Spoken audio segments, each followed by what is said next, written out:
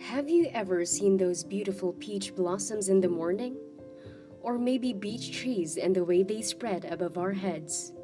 If you had never left the country yet, I doubt you'd even say yes. In fact, from Batanes all the way to Sulu, you'd never see those trees growing naturally in the country.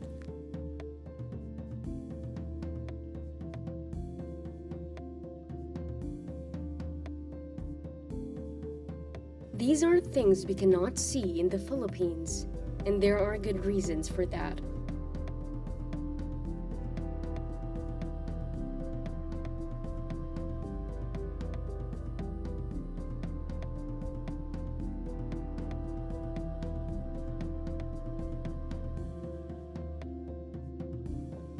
Many would say that they thrive in the temperate regions, places with the four seasons of winter, spring, summer, and fall.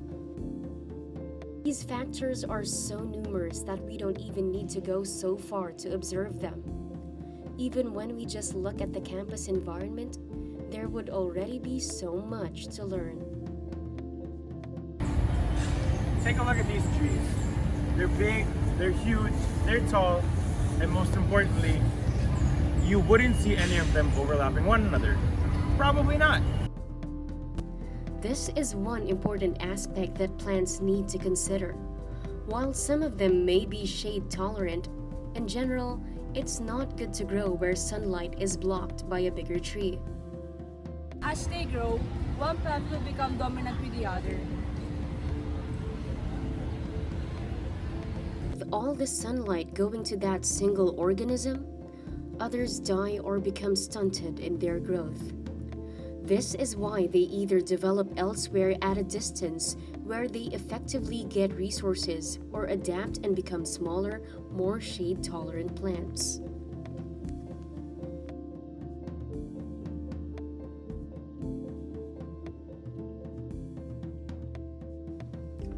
This is the above-ground competition for resources among plants.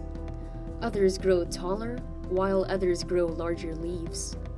Such patterns of adaptation depend on the environmental conditions, and these conditions also affect the underground competition for resources, water, and nutrients. Some plants grow their roots far and wide on the surface, so they can easily collect rainwater from the soil.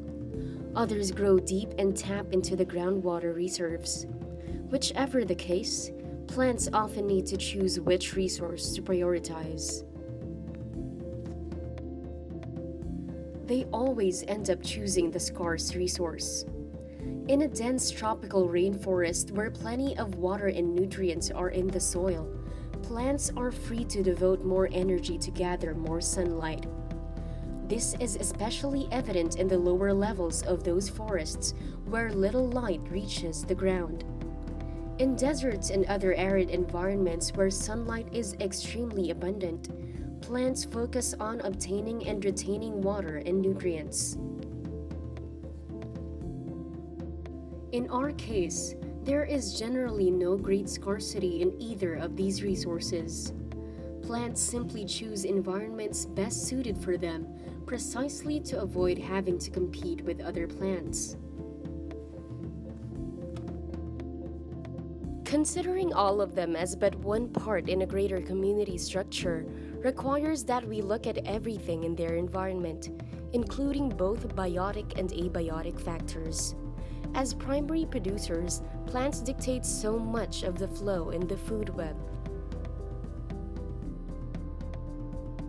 These food webs are not so easily visualized in urban settings. But let's try it anyway. Starting from these grasses. Here, there are no herbivores like cows to graze the fields and eat them. The stimulation of growth and regrowth by cutting grasses is done by human lawnmowers.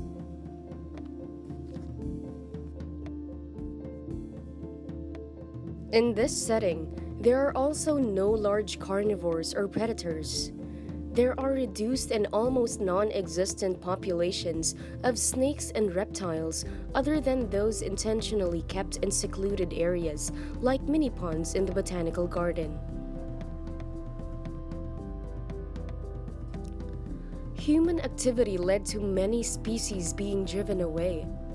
They have unprecedented input on the enhancement of resources such as water and nutrients in the soil, and direct control of plant species diversity. In fact, the trees from earlier could have had their distances partially attributed to human populations. In the wild, bird populations are affected by predators. Many of those predators are also bigger birds, while baby birds are often killed by snakes and other reptiles. The absence of these predators allow other bird populations to thrive more in urbanized environments, while some bigger bird species cannot live in said environments.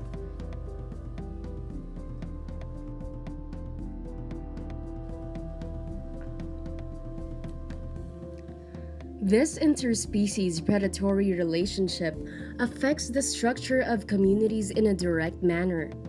These cause and effect relationships, however, are not limited to direct causes. In large food webs, there are also indirect relationships between various species. Take those birds, for example. In the wild, their population would be controlled by predators who would also be controlled by other greater predators, thus illustrating it as a three-step chain. Birds would benefit from the greater predators who control the population of bird eaters. This might be thought of as an indirect commensalism, where the bird species benefits from the greater predators, but the latter are not affected by the birds. These indirect relationships are extremely prevalent in the wild, ranging from indirect mutualism to apparent competition. Apparent competition is also indirect competition, but between victim species. In other words, apparent competition consists of an "I hope the color eats them rather than us" predisposition.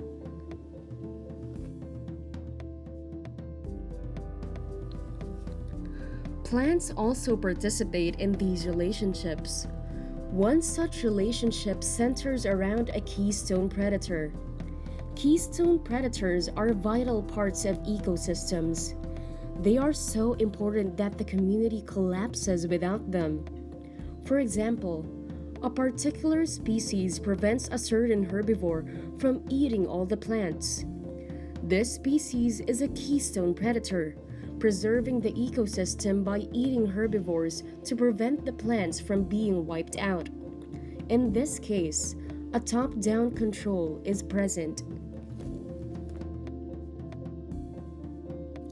In bottom-up control, the populations of predators are controlled by herbivores, whose populations are likewise controlled by the autotrophs.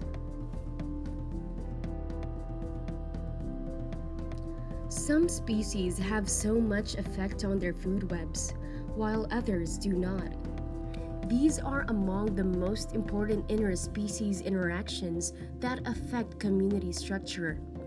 There are abiotic factors, however, and these include the light and fertility. It is not ideal for soil to be too fertile and nutrient-rich. In those kinds of environments, a single species can dominate and destroy diversity. Other factors include the temperature, humidity, and climate.